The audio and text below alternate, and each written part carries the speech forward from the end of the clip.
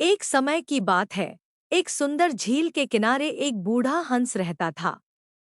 वह बहुत समझदार था और झील के सभी जीव उसकी सलाह मानते थे।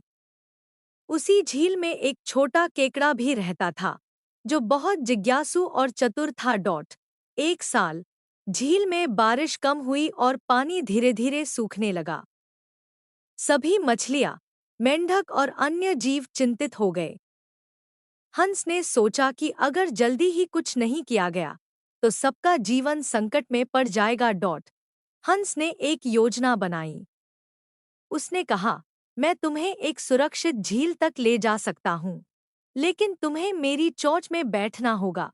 सभी जीव हंस की बात मान गए और एक एक करके वह उन्हें दूसरी झील में पहुंचाने लगा। केकड़े ने यह सब देखा और सोचा, अगर हंस धोखा दे रहा हो तो। उसने हंस से कहा, मुझे भी उस झील तक पहुंचा दो, लेकिन मैं तुम्हारी गर्दन को अपने पंजों से पकड़कर जाऊंगा। हंस मान गया और उड़ चला। रास्ते में केकड़े ने देखा कि नीचे सूखी जमीन पर बहुत सारी मछलियों और मेंढकों की हड्डियां पड़ी थी।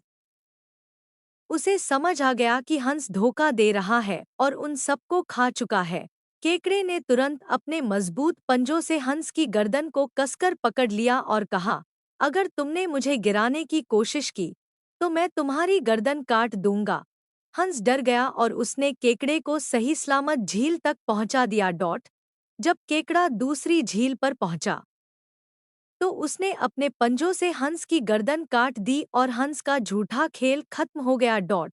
सीख, हमें किसी पर आंख मूंद कर भरोसा नहीं करना चाहिए, बल्कि अपनी समझदारी से सही और गलत का फैसला करना चाहिए।